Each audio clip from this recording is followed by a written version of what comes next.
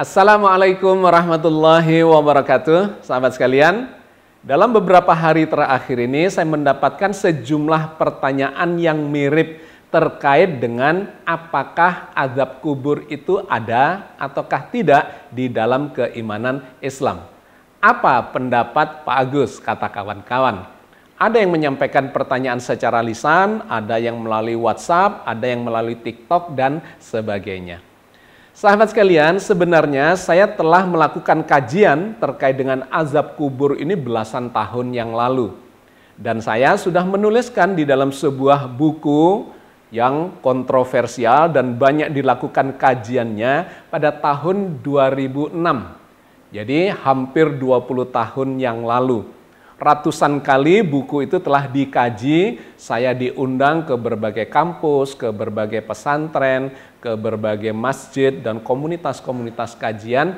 Saya diminta untuk menyampaikan sudut pandang saya terkait dengan keimanan kita kepada azab kubur itu. Dan sesungguhnya sekitar 5 tahun yang lalu saya sudah melakukan kajiannya, saya unggah di YouTube juga di channel ini. Dalam serial Cangkir Tasawuf Modern episode yang ke-8 dan kemudian kita tambahkan dengan beberapa episode berikutnya. Kajian terkait dengan azab kubur itu memang sangat menarik, sangat kontroversial dan sampai hari ini terus dipertanyakan, terutama kawan-kawan yang belum mendapatkan atau mendengarkan penjelasan yang saya berikan. Di dalam YouTube kita di episode 8 dari Cangkir Tasawuf itu sebenarnya sudah ditonton lebih dari 2 juta kali di sana. Menunjukkan betapa banyaknya orang-orang yang ingin mengetahui argumentasi yang saya sampaikan terkait dengan azab kubur itu. Hari ini karena dipertanyakan oleh sejumlah kawan lagi, saya ingin memberikan jawaban yang ringkas saja di dalam program Tadabbur yang ke-14 ini. Ada beberapa runtut pemikiran yang ingin saya sampaikan secara ringkas karena waktu kita memang hanya beberapa menit saja. Mudah-mudahan kawan-kawan bisa mendapatkan poin-poin yang ingin saya sampaikan. Kalau ingin melihat detailnya, tentu saja Anda bisa melihat di YouTube Cangkir Tasawuf episode yang ke-8. Atau beberapa episode yang berikutnya setelah itu, saya juga memberikan penjelasan-penjelasan detailnya. Hari ini kita akan dapatkan poin-poinnya saja. Yang pertama, terkait dengan kontroversi apakah ada azab kubur ataukah tidak. Sesungguhnya di dalam buku yang saya tulis itu, saya telah menyampaikan yang saya kritisi sesungguhnya adalah pendapat yang mengatakan bahwa azab di dalam kubur itu dilakukan secara fisikal. Ini memang kemudian disandarkan kepada sejumlah hadis. Bahwa orang yang meninggal, kemudian di dalam kuburnya itu akan diadili oleh malaikat munkar dan nakir. Nah, di sini mulai muncul kontroversinya. Yang kedua, setelah ditanya oleh malaikat munkar dan nakir, jika tidak bisa menjawab apa yang dipertanyakan oleh para malaikat itu, maka orang itu akan disiksa, diadab secara fisik. 2 hal inilah yang sesungguhnya menjadi kajian saya. Yang pertama terkait dengan pengadilan di alam barzah, itu adalah sebuah peristiwa yang tidak pernah diceritakan di dalam Al-Quran Al-Karim. Bahkan saya cenderung mengatakan itu berlawanan dengan informasi dari dalam Al-Quran. Dikarenakan manusia ini akan diadili oleh Allah bukan di dalam alam barzah dan bukan oleh para malaikat. Para malaikat tidak memiliki hak untuk mengadili manusia. Yang berhak menjadi hakim atas manusia itu adalah Allah semata. Sehingga kita mendapatkan poinnya. Dan saya menyimpulkan dari informasi Al-Quran bahwa sesungguhnya di alam barzah seseorang tidak akan mendapatkan proses pengadilan atau mengalami proses pengadilan itu karena pengadilan akan dilakukan setelah hari kebangkitan. Dibangkitkan dari kematian, dari alam kuburnya, kemudian akan diadili oleh Allah di hari hisab, di yaumul hisab. Itu poin yang pertama.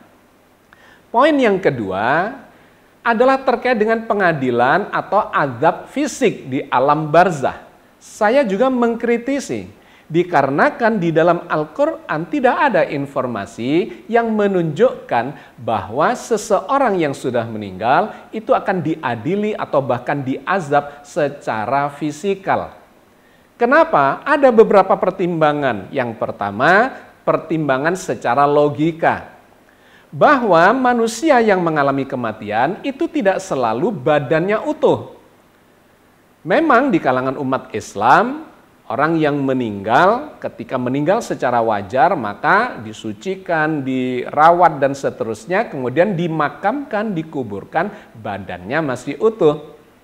Digambarkanlah kemudian diadili di alam barzah yang kita tadi sudah menyimpulkan bahwa tidak ada informasi terkait pengadilan alam barzah itu, dan kemudian disiksa atau diazab secara fisikal. Yang kemudian menjadi tidak make sense adalah ketika jenazah itu kemudian mengalami kehancuran, misalnya pada orang-orang yang terjadi atau mengalami kecelakaan, badannya hancur. Yang kedua, di kalangan agama lain itu ada yang kemudian dikremasi, dibakar, badannya menjadi abu, dan seterusnya. Ya, banyak kejadian-kejadian yang kemudian menunjukkan bahwa jenazah itu tidak selalu dalam kondisi normal seperti yang terjadi pada umat Islam. Bahkan ada yang dibalsem, dimumifikasi, dan seterusnya. Maka kita mendapatkan kesimpulan secara logika bahwa kalaupun ada azab di dalam alam barzah itu tidak bersifat fisikal. Nah, informasi azab secara fisikal itu kita dapatkan dari dalam hadis, bukan dari dalam Al-Quran Al-Karim. Berikut ini ada hadis yang mengatakan, menginformasikan bahwa manusia di alam barzah, di alam kubur akan mendapatkan siksaan atau adab secara fisikal. Dari Anas radhiyallahu anhu, Nabi sallallahu alaihi wasallam bersabda, "Adapun orang kafir atau munafik, maka kedua malaikat tersebut bertanya kepadanya, 'Apa jawabanmu tentang orang ini?' Maksudnya Rasulullah sallallahu alaihi wasallam. Dia mengatakan, 'Aku tidak tahu. Aku mengatakan apa yang dikatakan oleh orang-orang.' Maka kedua malaikat itu mengatakan, 'Engkau tidak tahu, engkau tidak membaca.' Kemudian ia dipukul dengan palu dari besi tepat di wajahnya. Lalu dia menjerit dengan jeritan yang sangat keras yang didengar seluruh penduduk bumi, kecuali dua golongan, yaitu jin dan manusia." Hadis riwayat muttafaqun alaih. Hadis semacam ini banyak sekali yang menggambarkan tentang adanya siksaan fisik itu. Ada yang dibelit ular, kalajengking, dihimpit bumi, dan seterusnya, dan seterusnya. Anda silahkan membaca sendiri dalam berbagai sumber hadis itu. Tapi poin pentingnya, sejumlah hadis menggambarkan adanya adab fisik. Dan kemudian sebagian kawan juga mendukungnya dengan sejumlah ayat yang diduga itu menggambarkan adanya azab fisik itu. Tetapi menurut saya sesungguhnya itu tidak bercerita terkait dengan azab kubur. Dalam surat Al-An'am ayat 93 misalnya, ayat ini digambarkan oleh sebagian kawan sebagai mendukung adanya azab kubur itu.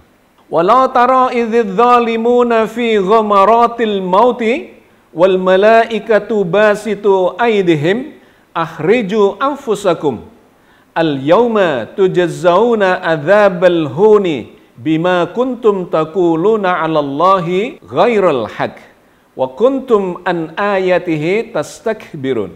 Alangkah dahsyatnya sekiranya kamu melihat di waktu orang-orang yang zalim berada dalam tekanan sakaratul maut, sedang para malaikat memukul dengan tangannya sambil berkata, "Keluarkan nyawamu. Di hari ini kamu dibalas dengan siksa yang sangat menghinakan. Karena kamu selalu mengatakan terhadap Allah perkataan yang tidak benar. Dan karena kamu selalu menyombongkan diri terhadap ayat-ayatnya."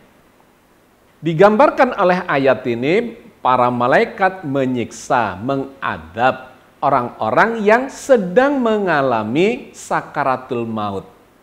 Nah, sesungguhnya ayat ini adalah bercerita bukan di alam barzah, di alam kubur, melainkan kondisi seseorang yang sedang mengalami sakaratul maut akan dicabut nyawanya, sehingga di ayat ini digambarkan, keluarkan nyawamu. Akhriju anfusakum, keluarkan nyawamu. Jadi saya tidak sependapat kalau ayat ini digunakan sebagai dalil untuk mengatakan adanya azab di dalam kubur, apalagi secara fisikal. Demikian juga di dalam surat Al-Anfal ayat 50. Walau tara idh yatawaffal ladzina kafarul malaikatu yadribuna wujuhahum wa adbarahum wa dhuku adzabal harik.